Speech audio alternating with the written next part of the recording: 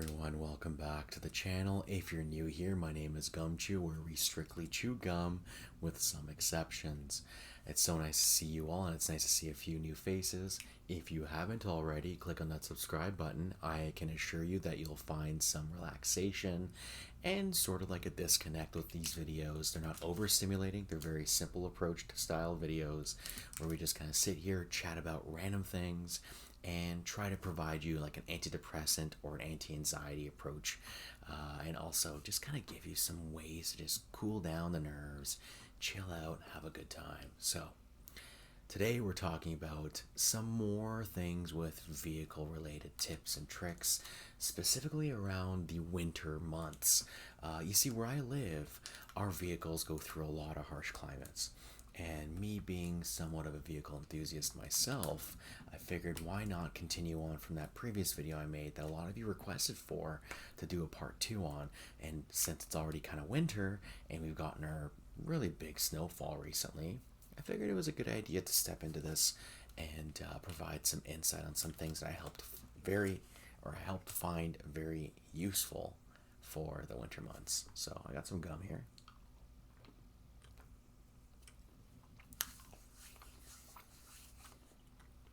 So I hope everybody's been doing well. Now,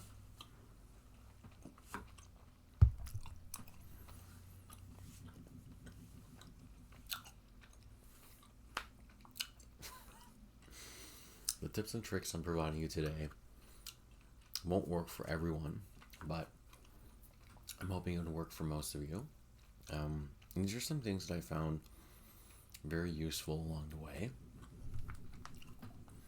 especially when you're commuting every day in the harsh climates. So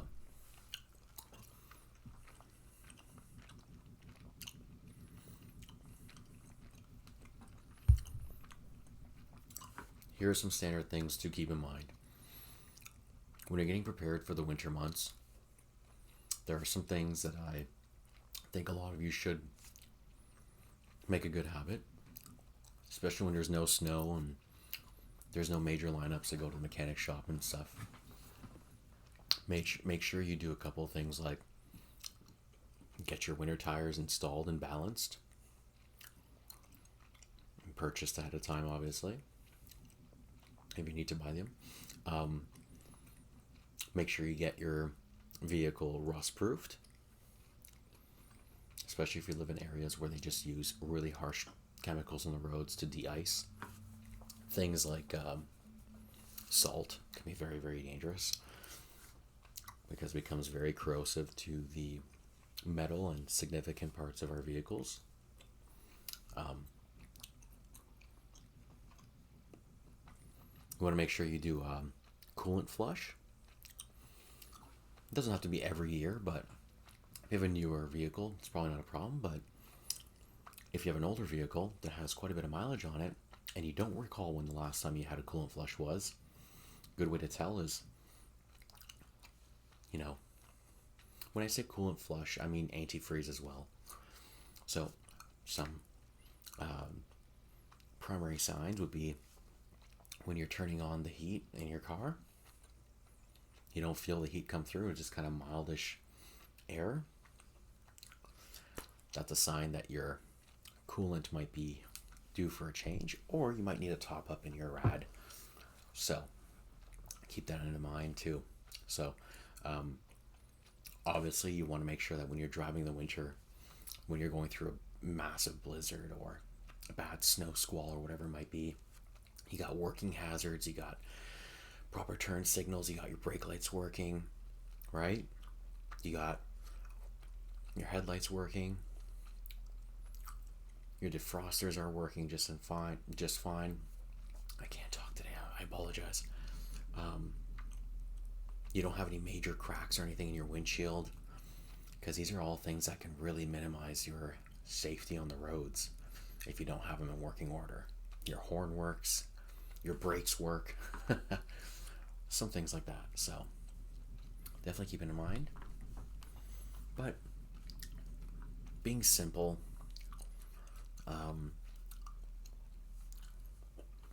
being a simple person, I meant to say, I don't try to keep clutter in my car. I only usually keep essentials, and I figured there's some things I keep in my car with me all the time when I'm driving out in these harsh climates, just in case something were to happen, or if I get stranded at a spot that I really don't have a way to get back to safety or home. So having these things might actually save you some money in the long run without having to worry about calling a tow truck or anything for simple issues. So obviously, we all should be carrying either a small or retractable or some form of a shovel to dig you out of trouble, and also either a simple handheld non-retractable snow brush or a retractable snow brush, which kind of extends, because you definitely want to clear off your car of any debris, because one of the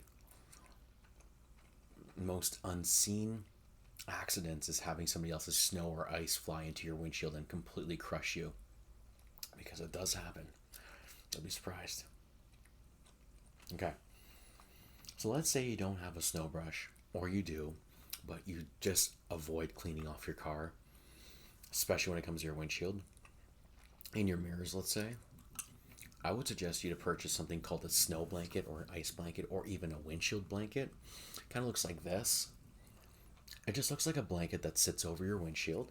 You can buy it on Amazon, Walmart, anywhere else really, Costco. And just sits over your windshield at night. And so when there's any significant snowfall, all you have to do is take the blanket and you just shake it off, remove it, and your windshield is clean. And you could use the same thing for your mirrors too. So that's a really good tip that I learned from a friend.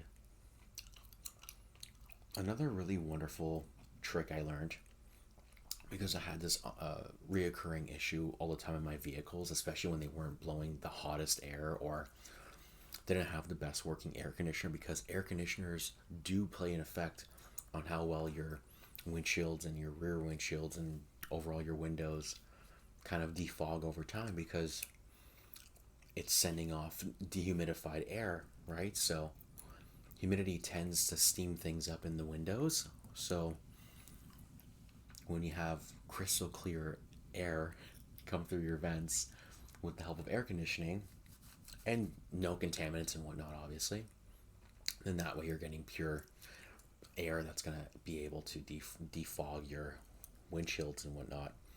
So if you don't happen to have a proper working air conditioner or even a defroster, my advice for you is, especially when things get foggy on the interior, because I wear my winter jacket and I give off a lot of heat and I fog up my windows, get something called the defogging agent or anti-fog agent. It's literally just a interior cleaning, glass cleaning spray that you can use to wipe on your windows. And you can be very thorough with it. Like, you can go as much as you need to and apply like maybe a coat or two just to be safe. And usually let it, heal and not heal, but adhere to the window. When it cures, it essentially sticks an adhesive layer to the windows where it's transparent, just like glass, but it absorbs the fog and it doesn't really allow any fog to stick to your windows. From my understanding, I could be very wrong. Don't quote me on this. But it allows there to be no fog. If anything, there'd be very minimal amounts of fog, but it does do a good job at removing the fog that you don't need in your windows, because you don't want to remove the visibility that you don't already have when you're driving a winter storm, right? So that's a really good thing you could use. Also, let's say you're just finishing off a day of work and there was a really bad freezing rain or ice rain or snow ice storm, and your key lock to get into your doors is just not letting you unlock the car at all. Or it could be a locked door for the trunk, for the gas tank, whatever it is that you're using to ride or commute to work. Get yourself something called the de-icer for locks. It looks something like this. Just a little bottle like that. There's even like spray bottles, like aerosol cans, and essentially you spray that or you squirt that into the not the leads, but the chamber for your locking mechanism. So make sure you put that before you get to that horrible point of not being able to use your locks. However, if you can still somehow get that inside your keyhole, even with it being frozen, the locking mechanism is very sophisticated, so some parts of it cannot be loose at the time. We just try to put that in there at some point, and it'll try to slowly break it apart and melt it. So that's a really good thing to have on hand too. Another very overlooked aspect of vehicle ownership is windshield washer fluid. Windshield washer fluid has ratings, so it could be for summer climates or all weather climates. And if you're in areas like myself, a little bit more up north, where our winter conditions can get up to as low as negative 40 degrees Celsius, which I don't know what that is in Fahrenheit, but it's very cold. You definitely want to get yourself windshield washer fluid that's rated for that. And you'll start to see like windshield washer fluids range between like summer windshield washer fluid where it says plus 20 or plus 10 or plus 40, and then there's some that are like, you know, all weather, which is like all seasons. It could be plus 10, minus 10, and you can get one that's strictly for the cold, which is minus 40. It kind of looks something like this. You can see where it says the temperature rating on the top right of it, and quite honestly, that's something that you want to go for, because how often are you going to have a sunny day that's super summery in the middle of winter? With climate change and whatnot going on, probably from time to time, because I've experienced that where I live too. But again, the ratio, how much of an occurrence is it? It's best to just get the winter rated stuff. So, okay.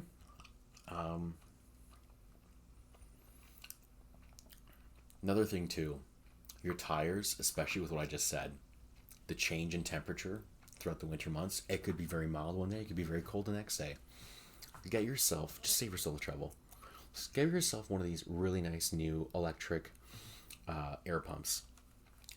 These things have saved me time and time again. Rather than worrying about having a flat, driving it all the way home, or calling a tow, filling up your air and just driving slowly and getting yourself back home eventually, or wherever it is you need to go, you know, it'll save you the trouble and the hassle of calling a tow truck waiting on the side of the road. Just get yourself an air pump and just keep it in the back of the car. You don't have to worry about it being on the floor mat or on the passenger seat. Just throw it in your trunk. Get your trunk all organized with all this stuff I mentioned. Have like an emergency kit, and it will save you the trouble for sure. And plus, having a tire inflator is really good, because you can actually overinflate your tires for colder temperatures, or you know, reduce the inflation if you need to for any warmer days. But that will really keep the longevity going for your tires if you're able to look at what kind of you know, pressure you want to upkeep in your tires. And it happens naturally, like air does change in tires. The seals kind of get pushed around, especially with tires dealing with the ever-changing climate around us. So it being cold one day and mild the next day, your tires will most likely fluctuate in pressure being held in the tires. So not to say that it will happen 100% of the time, but if you have a vehicle with more mileage like I do, that's an ongoing thing. And if it ends up being very severe, at least you should check to see if there's like a punctured tire or anything like that that might be causing that leak. And another thing too, get yourself some beefier windshield wipers. Okay, these wiper blades that we get that are meant for the summer or the spring or even the fall are very different than those that you get for the winter, because those that are rated in the winter have an extra synthetic layer of plastic and rubber that sits on the coating of the windshield wipers, where it allows them to be more flexible in colder climates and gives it more strength. So the issue with windshield wipers is that they both have like a wax layer on the blade, so it can glide on your windshield properly, and that does wear out over time. But another thing that we have to look out for too on windshield wipers is that they have the rubberized coating, but there's usually cracks in them, which means there's some wear and tear on those. So if you just see a visual inspection and see how your wiper blades are doing, definitely go ahead and spend the extra like 10-15 bucks for the blades, but they will last you most of the winter, at least that way. Okay?